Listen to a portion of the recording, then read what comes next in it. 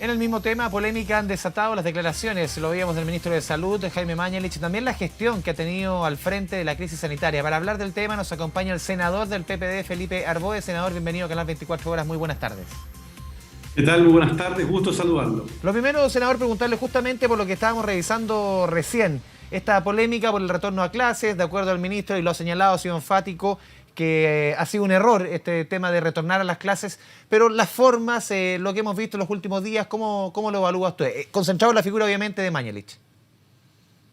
Mire, la verdad es que él no es santo de mi devoción, está rodeado de un conjunto de polémicas, etcétera, pero ¿sabe lo que pasa? Que hoy día es el encargado de la emergencia, y mientras sea el encargado de la emergencia hay que tratar de que le vaya bien, que nos vaya bien a todos. Al final del día, oiga, si le va mal al encargado de la emergencia, que es el que toma las decisiones, ¿qué se espera para el resto de los chilenos? Si lo que necesitamos hoy día es salir de esta pandemia. Lo que no significa, cuando uno plantea la necesidad de apoyar, digamos, a las autoridades que están a cargo, lo que no significa, no, por ejemplo, dejar de exigir muchas veces los fundamentos de las decisiones que se toman. Yo personalmente he planteado ciertas dudas respecto de algunas decisiones. Por ejemplo, se plantea una, comillas, nueva normalidad. Una nueva normalidad se puede plantear en Europa, que están saliendo del invierno y entrando en la primavera. Aquí en Chile todavía no están los fríos propios del sur o de la capital. Y lo que vamos a tener prontamente, digo mayo, mediados de mayo, junio, según el pronóstico meteorológico, es que vamos a tener un incremento del frío, de la contaminación ambiental, del virus incisional, de la influenza, y todos esos elementos ayudan a congestionar los servicios de salud. En consecuencia, yo no creo que haya pasado el pique. Eso me llama mucho la atención. Por eso he pedido información de por qué se adoptan estas decisiones como de entrar en normalidad, cuando en estricto rigor lo peor no ha pasado, lo peor está por venir. Pero lo que sí está claro, senador, lo hemos conversado aquí con diversos expertos, infectólogos, epidemiólogos de todo tipo, quienes obviamente tienen la palabra y la razón en este tema, es que las cifras por lo menos están acompañando al gobierno. Las cifras en cuanto a infectados, en cuanto a fallecidos, a cómo se ha manejado este tema del coronavirus en nuestro país. Puede ser, no sé si me escuchas. Sí, sí, lo escuchamos. A ver, mire, si yo no pretendo hacer de esto una polémica, creo que lo que menos necesita Chile hoy día son polémicas y peleas chicas. Lo que necesitamos es ponernos de acuerdo, pero cuando uno mira las cifras, por ejemplo, que tengo el informe de la Universidad Católica del modelamiento matemático, que al 22 de marzo teníamos 632 casos y hoy día tenemos 11.296 en un mes. Bueno, es una evolución muy importante. Ahora, si esa evolución va a ser de una curva mayor, menor, bueno, ojalá sea menor. Eso es lo más importante. Y hay que trabajar para que eso ocurra, con prevención, con coordinación con los municipios, con coordinación con las autoridades locales, con la adquisición de equipamiento, también con crear una cultura de prevención de nuestra interrelación social, personal. Sí. Eso es muy importante. Así que yo más bien llamaría, y lo que hemos hecho en el Parlamento, es ir aprobando las leyes que el gobierno nos ha pedido, que son fundamentales para enfrentar esta pandemia, porque no nos olvidemos, esta pandemia no solo es sanitaria, esta es una pandemia sanitaria, social y económica. Y lo que estamos viendo hoy día y lo que vamos a tener lamentablemente que ver en los próximos meses es un aumento en los niveles de pobreza, un aumento en el desempleo que va a superar con creces los 2 dígitos. Vamos a tener miles de empresas pequeñas que van a cerrar, que ya cerraron y que están cerrando con disolución, liquidación, quiebras de empresas y trabajadores despedidos. Y eso significa más pobreza. Entonces tenemos que hacernos cargo también de esa consecuencia económica, que ya veníamos complicados producto del estallido social. Entonces, yo echo de menos, no observo una discusión más de fondo, más allá de los adjetivos de un lado y de otro. Hay algunos que parece que les gustaría que al gobierno les fuera mal, y a otros que dicen, ¿senador?, que todo está perfecto. Mire, la pregunta es otra, es cómo vamos a salir de esto y qué vamos a hacer después. Tenemos que aprender, por ejemplo, como lección, de que la salud no puede estar sometida a las reglas del mercado. No puede estar, porque no resultó eso. Igual que las pensiones. Bueno, esos debates son los que tenemos que empezar a dar hoy día. Porque senador, lo contrario, sí, vamos a tener una sociedad mucho más pobre y mucho más molesta. Le pregunto por declaraciones de uno de los máximos referentes, no solamente de la centroizquierda, de su partido, del PPD, desde su fundación. Hablo nada menos que del expresidente Ricardo Lagos, quien en entrevista a principios de semana dijo que la oposición no ha dado el ancho. ¿Cómo lo evalúa usted esas palabras del expresidente Lagos? Bueno, yo comparto con el presidente Lagos en parte, creo que aquí no hay una oposición. aquí hay varias oposiciones. Hay un sector de la oposición que lo único que quiere es que al gobierno le vaya mal.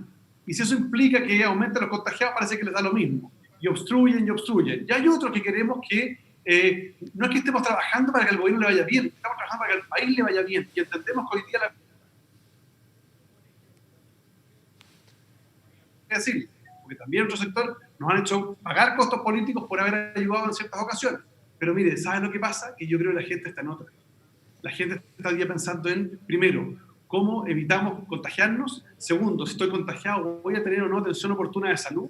Tercero, ¿qué voy a comer al día siguiente? Déjeme decirle, yo soy senador por la región de Ñuble y Biobío.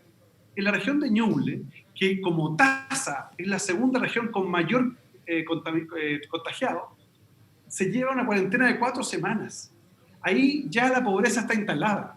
Todos los que fueron peluqueros, gaffiters, garzones, meseros de restaurante, muchos fueron despedidos. Y esa gente está viviendo el día a día. Entonces estamos haciendo un esfuerzo para ayudar económicamente a esa gente. Bueno, eso es lo que viene para Santiago también. Entonces, vuelvo a insistir, no hay tiempo que perder en peleas políticas. Lo que tenemos que hacer hoy día es hacer obras, en vez de ser importantes, ser útiles. No estar queriendo salir en la encuesta, sino haciendo la pega. Y yo por lo menos estoy dedicado a eso, a hacer la pega, Senador, para ayudar no solo a mi gente, sino a otra gente que uno puede ayudar también. Usted mencionaba el tema de su región, que usted representa, la región del Ñuble, justamente donde se levantaron las cuarentenas, Chillán y Chillán Viejo. ¿Usted comparte esa decisión de la autoridad central?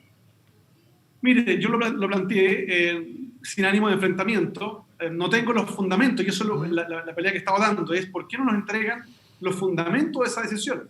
Cuando se levanta la cuarentena en la intercomuna Chillán y Chillán Viejo, que de acuerdo a la información oficial, estamos hablando de comunas que si bien han aplanado su curva de ascenso en contagios, pero siguen de acuerdo a la tasa, es decir, la relación entre cantidad de habitantes y cantidad de contagiados, sigue siendo la segunda región con más contagiados. La pregunta es, bueno, ¿por qué se levanta la cuarentena? Yo entiendo que hay consideraciones económicas, pero cuidado, lo peor, insisto, no ha llegado. En la ciudad de Chillán, Chillán Viejo, en Los Ángeles, en Temuco, los niveles de contaminación por el uso de la leña comienzan ahora en mayo, cuando empiezan las bajas temperaturas. Y cuando usted observa, y yo me di el trabajo de revisar las estadísticas de los 5 años anteriores, el colapso de los sistemas de salud en Ñuble, en Biobío, en Araucanía, producto del sincicial y la influenza. Bueno, y si le metemos COVID, bueno, ¿qué es lo que va a ocurrir? Bueno, ahí es lo que me preocupa. Entonces, bueno, la autoridad ha tomado esa decisión. Ahora lo importante es, insisto, que adopten todas las medidas para que el sistema de salud no colapse cuando tengamos estos otros elementos que durante los últimos 5 años han estado invariablemente presentes en nuestra región. Senador, usted siempre ha estado cerca de las materias económicas, financieras, en la discusión en el Parlamento. ¿Cómo evalúa los 2 paquetes anunciados por el presidente de la República? Obviamente, respecto al último, que tiene relación con los sectores más vulnerables, se estaba pidiendo incluso que la transferencia directa sea del nivel de la línea de la pobreza. ¿Usted coincide con eso, que deben ser del orden mensualmente de 170.000 pesos por persona, que es la línea de la pobreza, o lo que planteó el gobierno está dentro de lo que le hace sentido? Mire, yo creo que todavía sí, a ver, reconozco el esfuerzo y es importante. Aquí tenemos que llegar con medidas directas a la vena de la familia. No solo los más pobres, también de la clase media, que de repente es muy olvidada. Ahí tenemos que llegar también. Entonces yo creo que como oposición hicimos una propuesta que tiene bases técnicas, la trabajamos con economistas, que uno podría decir, mire, ¿sabe qué? 390.000 pesos por familia promedio durante los próximos 3 meses. Eso nos sale en total cerca de 720 millones de dólares mensuales, lo cual si usted lo multiplica por 3 meses son 2.200 millones de dólares, que es más o menos lo que el gobierno estaba disponible para gastar en ese segmento. Creo que hay que hacer un esfuerzo mayor, que tiene que ver, insisto, con un subsidio más grande a las familias, pero no quedarnos solo en el 40%. Creo que hay un sector de la clase media que si no la ayudamos ahora, la vamos a tener bajo la línea de pobreza en los próximos 5 o 6 meses. Esa gente que con esfuerzo tenía su pequeño crédito, bicicleteaba en el día a día, digamos, y que perdió su trabajo. Al perder su trabajo no tiene cómo pagar nada del resto. Entonces, a esa gente hay que ayudarla. Y esa gente hoy día, lamentablemente, los bancos no le van a dar crédito, porque hemos visto que los bancos no le dan créditos, comillas, a colocaciones de mala calidad. Pero estamos en pandemia. Tenemos que ver cómo ayudamos a esta clase media esforzada para que pueda mantener su nivel de vida y no se vea empobrecido y que vuelva a caer bajo la línea de pobreza y ser, obviamente, objeto de otro tipo de subsidios. Senador, lo quiero... Sí. Andrés, desde el fondo, vamos a tener que repensar en la forma que administramos los recursos públicos y de cómo enfrentamos esto. Esto no se va a poder, a mi juicio, terminada la pandemia, seguir, como decía al principio, con la salud y las pensiones sometidas a reglas del mercado, o más bien con los con las tasas de interés que quieran, digamos, por la plata que las propias AFP, que son de los pensionados, les pasan. O sea, aquí hay un problema que vamos a tener que hacer ajustes. De lo contrario, mi percepción, y espero que no ocurra, pero mi percepción es que vamos a tener una crisis social mucho más profunda, porque si el 18 de octubre el estallido social fue con un 6% de desempleo, déjeme decirle que los pronósticos, usted muy bien sabe, señalan que vamos a estar cerca del 14, 15 o 18% de desempleo. Yo no quiero ni pensar el nivel de angustia y molestia que puede haber en la población y las consecuencias políticas de ello. Senador, un último punto que no tiene mucha relación con el COVID-19. En materia de seguridad, usted está solicitando un pronunciamiento de la Contraloría, esto en el marco del plan Calle Segura, sobre la legalidad en el proceso de licitación por la adquisición de cámaras de televigilancia, sobre todo en sectores más vulnerables del país. ¿Cuál es la información? ¿Por qué está solicitando justamente que se pronuncie la Contraloría? De oportunidad. Gastarse 13.000 millones de pesos, 13.000 millones de pesos en instalar ahora 1.000 cámaras de televigilancia, que por lo demás tampoco en ninguna parte de las bases de licitación establece, por ejemplo, quién va a ser el dueño de la información. No, aquí se dice que van a tener inteligencia artificial, reconocimiento facial en espacios públicos. Perdón, eso no está permitido hoy día por la ley. Entonces, me preocupa. Y por eso le pedí a la Contraloría, sin ningún aspaviento, sin ningún anuncio de prensa, oiga, ¿sabe qué? ¿Por qué no se pronuncia respecto a esto? Porque puede ser muy grave. Porque lo que puede parecer importante para la seguridad pública puede significar la afectación de derechos fundamentales de un conjunto de personas honestas que no tienen nada que ver con esto. Entonces, le pedí a la Contraloría que se pronunciara. Y que me parece que es lo correcto, digamos. Insisto, no es un tema de probidad, es un tema de oportunidad. Gastarse 13.000 millones de pesos hoy día en cámaras de vigilancia, a mí me parece un despropósito, sobre todo cuando el gobierno, por ejemplo, en el caso de la región de Ñuble, le recortó más de 2.300 millones de pesos, y con eso los municipios de la región de Ñuble se quedaron, fíjese, ni más ni menos que sin las ambulancias que estaban comprando. Entonces, uno dice, ¿dónde están las prioridades? ¿Se fija? Senador Felipe Arboe, muchas gracias por esta conversación con Canal 24 Horas. Muy buenas tardes. Un último punto, Andrés, si me lo permite, yo creo que es fundamental también hacer un llamado a lo que estamos hablando en materia política.